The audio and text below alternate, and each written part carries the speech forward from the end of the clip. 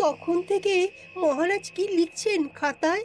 মনে হচ্ছে সকাল থেকে চিন্তা ওনার মাথায়। হ্যাঁ, তাই মনে হচ্ছে।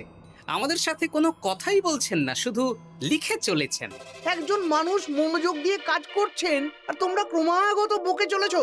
না, আসলে মহারাজ কি কারণে চিন্তিত সেটা জানতে না পারলে আমাদেরও চিন্তা হয় বই কি। হুম অর্থ বুঝলে, অর্থ। রাজকোষের অবস্থা খুবই খারাপ। আর সামনেই তো শিবরাত্রি পুজো। কিভাবে যে কি হবে কিছুই বুঝতে পারছি না। মহারাজ, এরকম হলে এবারে কিভাবে পুজো হবে? শিবরাত্রির পুজোয় তো অনেক খরচ। এত লোকজন আসেন, তাদের জন্য ভোগের প্রসাদের ব্যবস্থা করা তো মুখের কথা নয়। এবার তোমাদের সবাইকে দায়িত্ব নিতে হবে। আমরা সবাই কি দায়িত্ব মহারাজ? আমি গতকাল তোমাদের রানীমার সাথে এই ব্যাপারে কথা বলেছি। রানীমা কি বললেন মহারাজ?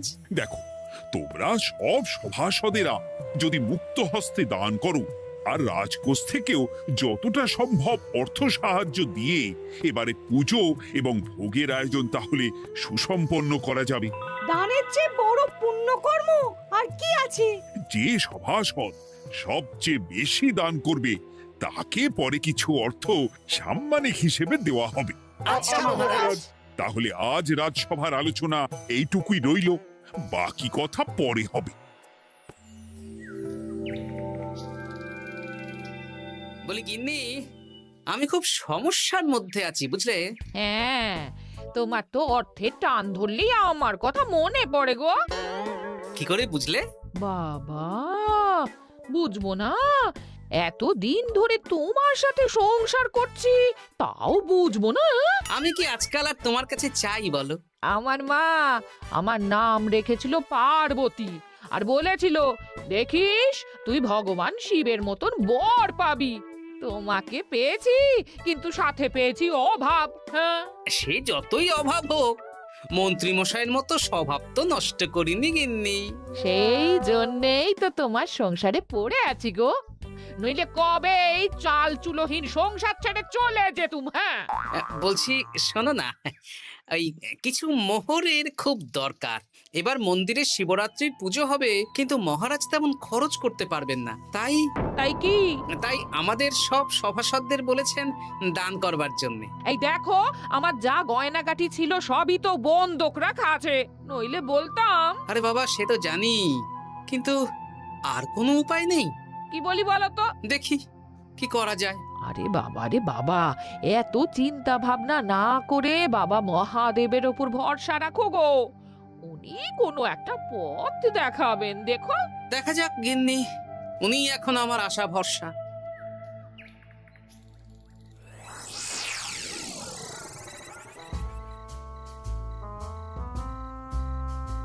আরে মন্ত্রী মশাই, আপনি তখন থেকে শুধু এদিক ওদিক করছেন কেন বলুন তো? তা কি করব? না, আমরা তো বুঝতে পারছি না আপনার কি হলো। জীবনে অনেক অপমানিত হয়েছি, অনেক মার খেয়েছি, এবার সম্মান চাই। আর কেউ সম্মান না করলেও আমরা কিন্তু আপনাকে বেশ সম্মান করি মন্ত্রী মশাই। তোদের সম্মান আর মহারাজের সম্মানের মধ্যে অনেক পার্থক্য আছে। না, ওই এই ছোট মুখে বড় কথা বলছি মন্ত্রী মশাই, ক্ষমা করবেন। হ্যাঁ, মহারাজ আপনাকে কেন সম্মান করবেন? সামনে শিবরাত্রি, প্রত্যেক বছরের মতন এবছরেও গ্রামের মন্দিরে রাজবাড়ির তত্ত্বাবধানে পুজো হবে, আর সেই পুজোয় আমাকে দান করতে হবে। তা করুন, আপনার কি অর্থের অভাব নাকি? আরে বাবা, সব অর্থ দিয়েই তো তোদের গিন্নিমার গয়না বানিয়ে দিয়েছি, আমার হাতে আর আছে কই? ও, এই সামান্য ব্যাপার।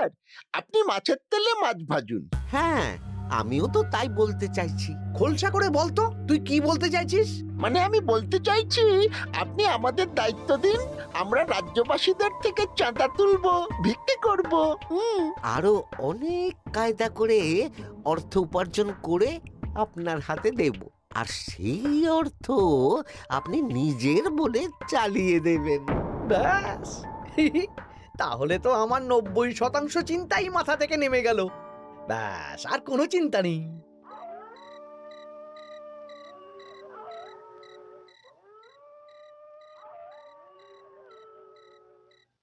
কি গো, এত রাত হয়ে গেল, এখনো ঘুমোচ্ছ না কেন বলো তো? হ্যাঁ, খুব চিন্তা হচ্ছে গো গিন্নি, এখনো বুঝে উঠতে পারিনি যে কি করে দান করব।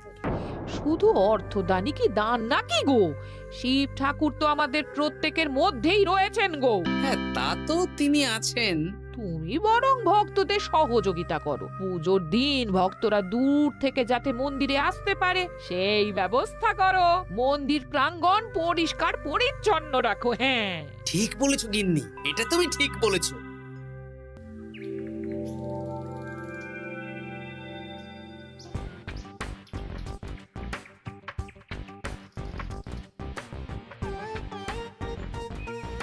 এই যে বাড়িতে কে আছেন? মন্ত্রী মশাই বলুন। হ্যাঁ, তা প্রত্যেক বছরের মতন এই বছরেও তো শিবরাত্রি উপলক্ষে মন্দিরে পুজো হচ্ছে, জানেন তো? হ্যাঁ, সে তো জানি, কিন্তু আমার গিন্নির পায়ে এত ব্যথা যে এবারে আর জল ঢালতে যেতে পারবে বলে তো মনে হয় না। তাতে কি, আপনি দান করুন, বাবা দূর থেকে আশীর্বাদ দিয়ে দেবেন। দান? তা কিসের দান? এত ধুমধাম করে পুজো হবে, তার দান। এ কি, এতদিন ধরে মন্দিরে তো দান দেওয়ার কোনো ব্যাপার ছিল না। এবার আছে। দান করা সবচেয়ে বড় ধর্ম। হ্যাঁ, আমরা বুড়ো বুড়ি খুব অল্প অর্থে সংসার চালাই। আমাদের ছেলে যেটুকু পাঠায় তা দিয়েই চালাই। আমরা আর কি দান করব মন্ত্রী মশাই? দরকার হলে কদিন না খেয়ে থাকবেন, বাবার নামে উপোস করবেন, আর যে দান করবে না আমি তাকে এই রাজ্যে থাকতে দেব না। ওরে বাবা রে, দিচ্ছি দিচ্ছি দিচ্ছি। আর শুনুন, এই দানের ব্যাপারটা যেন 5 কান না হয়, নইলে কিন্তু। ওরে বাবা, না না না, ঠিক আছে ঠিক আছে। আজকে সারাদিনে ভালোই রোজগার হয়েছে, কি বলিস বটা? হ্যাঁ, কালকে আবার সারাদিন চাঁদা তোলা হবে। চাঁদা নয়, বল চাঁদার নামে দান তুলছি। হ্যাঁ, আর যা ভয় দেখাচ্ছি, কেউ ভয় মুখ খুলবে না। এই তো যাই, এরকম চলতে থাকলেই আমাকে সেরার সেরা দানি হওয়া থেকে কেউ আটকাতে পারবে না। এই তুমি এই ভর দুপুরে বস্তা কাঁধে নিয়ে কোথায় যাচ্ছ গো? হ্যাঁ, একটু জঙ্গলের দিকে যাচ্ছে গিন্নি, শুকনো কাঠ নিয়ে আসি। পুজোর দিন তো ভোগের রান্না করতে জ্বালানি লাগবে, দেখি শুকনো কাঠ নিয়ে রাজবাড়িতে দিয়ে আসবো। বেশ বেশ বেশ, যাও। হে দেবাদিদেব মহাদেব, তুমি একটু দেখো বাবা।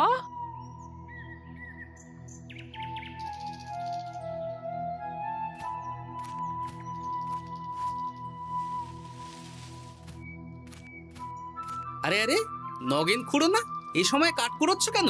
কি আর করব গোপাল, কাঠ কুড়িয়ে নিয়ে যাচ্ছি, এবার এগুলো হাটে বেচবো।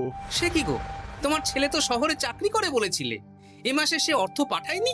সে তো পাঠিয়েছিল বাবা, কিন্তু আর ভাগ্যের পরিহাস, কি বলবো বলো। কি হয়েছে, কোনো সমস্যা নাকি? না না না, সমস্যার কথা জানানো যাবে না, জানালেই আমাদের বিপদ। আরে কি হলো, চুপ কেন? কি গো খুড়ো, কিছু বলো। কাউকে বলবে না তো বাবা? না না, বলো না, আমি কাউকে বলবো না, আমাকে বিশ্বাস করতে পারো। আসলে আজকে সকালে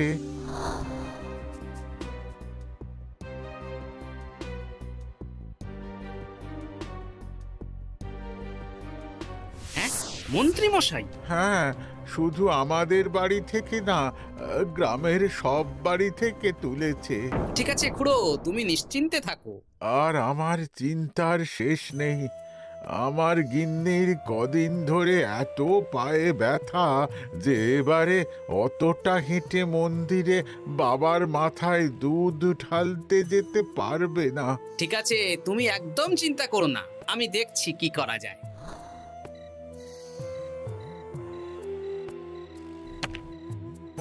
প্রহরী, এটা ভাড়ার ঘরে রেখে দিয়ে এসো। বলো গোপাল দিয়েছে, ভোগ রান্নার সময় জ্বালানি লাগবে তো, তাই এই কাঠ দিয়ে গেলাম। আচ্ছা গোপাল দাদা।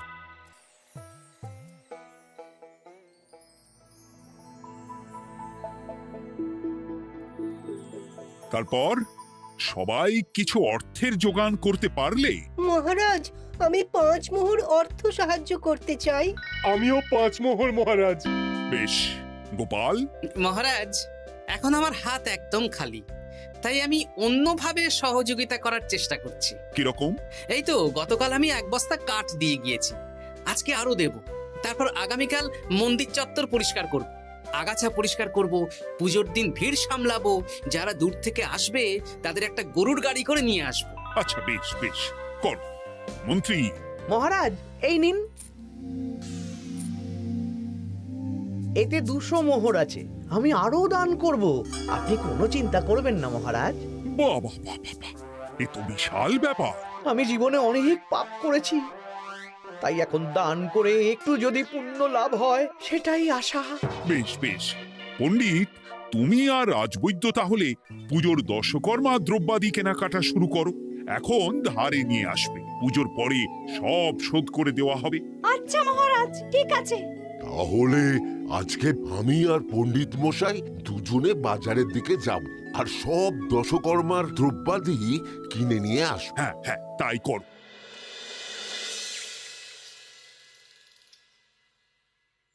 এই ঘটা পুঁটির বাবা একটা কানা করিও চাঁদা দেয়নি। হ্যাঁ, আমার মাথায় একটা বুদ্ধি আছে। কি বুদ্ধি?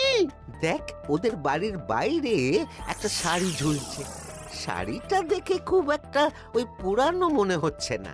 ওটা হাত সাফাই করে বাজারে বেচে যা অর্থ পাবো সেটাই মন্ত্রী মশাইকে দেব, তাই তো? একদম তাই।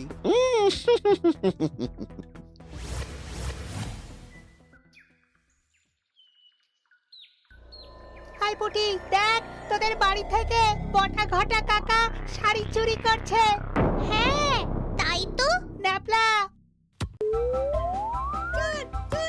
ওরে বাবা রে, মরে গেলাম রে, ওরে মরে গেলাম। পালাও পালাও পালাও, ওরে বাবা।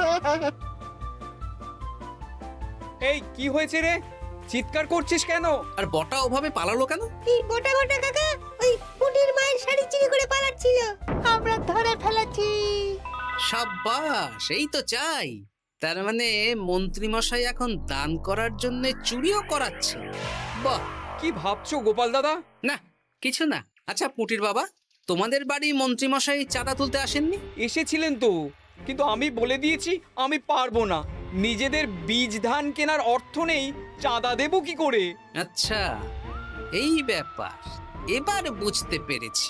অনেক ভয় দেখালেন, চমকালেন, কিন্তু কিচ্ছু দিইনি। তাই বটা ঘটা চুরি করতে এসেছিল, বুঝেছি। বেশ, এই সাবধানে থেকো। কিভাবে যে সংসার চালাবো? শোনো পুটির বাবা, তুমি এক কাজ করো। বলো। জঙ্গলে অনেক ধুত্র গাছ, আকন্দ গাছ আছে। তুমি পুজোর দিন সকাল থেকে মন্দিরের কাছে একটা ফুল মালা বেলপাতার দোকান দাও। এটা ভালো বুদ্ধি দিয়েছো। আমি তো এখন মন্দির প্রাঙ্গণ সাফ সাফাই করতে যাচ্ছি, আমি বরং কাজের ফাঁকে তোমার জন্য একটা ছাউনি দিয়ে মন্দিরের কাছে দোকান বানিয়ে দেব। তাহলে তো খুবই ভালো হয়। এই পুটি, তোরাও আমার সাথে চল, হাতে হাতে সাহায্য করবি। চল চল চল। চলো গোপাল দাদু।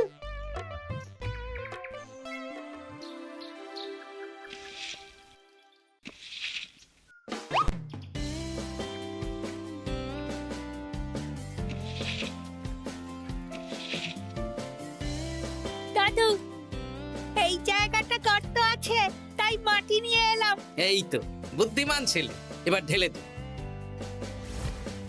ব্যাস, এখানটা এবার ঠিক হয়ে গেল। দেখি এবার মন্দিরের পিছনের দিকটা একটু পরিষ্কার করে দিই।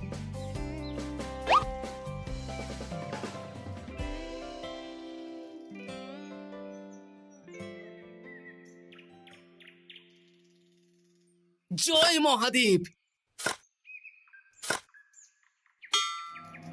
কি কিসের আওয়াজ হলো? হ্যাঁ দাদু, কিরকম একটা টং করে আওয়াজ হলো। দেখি তো। আরে বাবা, এটা ঘোড়া মনে হচ্ছে। হ্যাঁ তাই তো মনে হচ্ছে।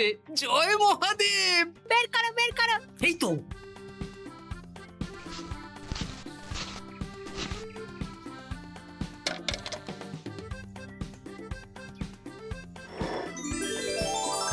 ও দাদু, এ তো সোনার মোহর। জয় মহাদেব। তুমি সত্যি আছো প্রভু, তুমি সত্যি আছো। একই দাদু, তুমি কাঁদছো কেন? সবই মহাদেবের কৃপা। মহারাজ বলেছিলেন দান করতে, মহাদেব নিজেই নিজের পুজোর ব্যবস্থা করে নিলেন রে। হ্যাঁ, তাই তো দেখছি দাদু। তবে শোন, এই কথাটা কাউকে বলিস না। আচ্ছা গোপাল দাদু, আমরা কাউকে বলবো না। হ্যাঁ।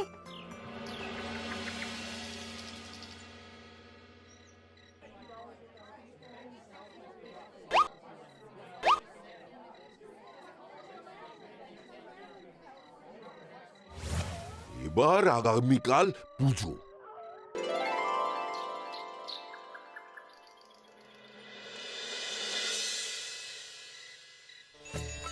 জয় শিব শম্ভু, হর হর মহাদেব। হে প্রভু, হে মহাদেব, জগতের কল্যাণ করো ভোলানাথ। জয় শিব শম্ভু। জয় জয় শিব শম্ভু, জয় শিব শম্ভু। বাবা দেখো বাবা, বাহ বাহ বাহ বাহ, এই তো সব ভালোই হচ্ছে। ভালো তো হবেই মহারাজ। আমি যা দান করেছি, পুজো পাঠ এবারে ধুমধাম করে হবে। দান করে অত অহংকার করতে নেই মন্ত্রী। এক হাতে দান করলে আরেক হাতকে জানাতে নেই, বুঝলে? বুঝেছি মহারাজ।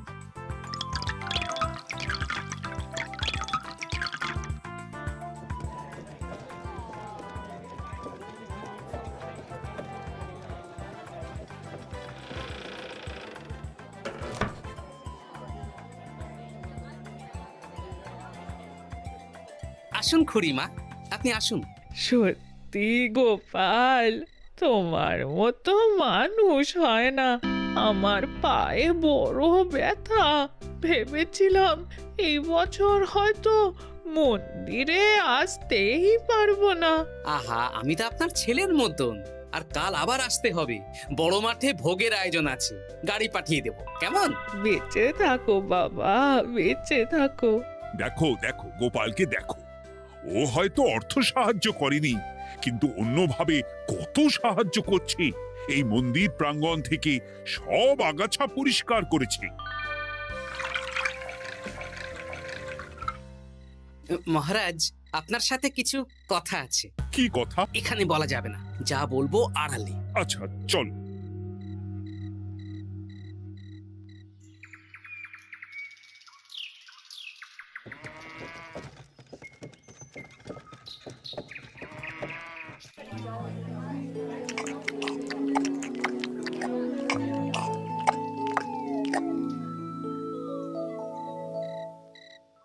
আজ সান্ধ্য সভায় সবাইকে আমি ডাকলাম, তার একটাই কারণ। কি কারণ মহারাজ? কি বলবেন আজ? গতকাল শিবরাত্রির পুজো আর আজ বেলার পুজোর ভোগ গ্রহণ পর্ব বেশ ভালোভাবেই সুসম্পন্ন হলো।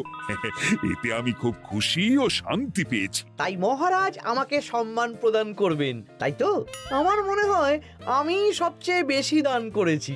না, তুমি তো কোনো নিঃস্বার্থ দানই করনি। মানে আমি যে কত মোহর দিলাম। ওগুলো তো লোকজনকে ভয় দেখিয়ে দানের নামে চাঁদা তুলে দিয়েছো। সেরেছে, সব জেনে গেছেন। হ্যাঁ, সেই জন্য সম্মান নয়, তোমাকে শাস্তি দেওয়া হবে। ওরে বাবা রে, ভুল হয়ে গেছে, ভুল হয়ে গেছে। ক্ষমা করুন মহারাজ, ক্ষমা করুন। এসব ক্ষমার অযোগ্য ভুল। যাই হোক, মহাদেবের কৃপায় মহাদেবের পুজো হয়েছে। তুমি যে অর্থ লোকজনের কাছ থেকে তুলেছিলে সেটা লোকজনের মধ্যেই বিলিয়ে দেওয়া হবে। তাহলে পুজোয় যা খরচ হলো তার বকেয়া কিভাবে মেটাবেন? সেটার ব্যবস্থা তো স্বয়ং মহাদেব করেছেন মন্ত্রী মশাই। হ্যাঁ, মহাদেব কিভাবে? আমি একদিন বিকেল বেলা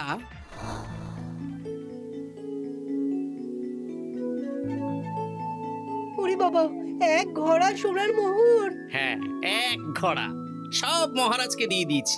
আর এই দান সংক্রান্ত যে অর্থ সাম্মানিকের কথা বলেছিলাম তা পাবে গোপাল। ধন্যবাদ মহারাজ। তবে মন্ত্রী মশাই যে অর্থ লোকজনের কাছ থেকে বলপূর্বক তুলেছেন সেটা দিয়ে গরিব চাষি ভাইদের বীজ কেনার অর্থ দান করা হবে। আর মহাদেবের কৃপায় যে এক খড়া মোহর পাওয়া গেছে তা দিয়ে বকেয়া মেটানো হবে। সাবাস গোপাল, সাবাস। এই না হলে আমার গোপাল। সাধু সাধু। আর মন্ত্রী মশাইকে কি করা হবে? ওকে কাল শাস্তি দেওয়া হবে।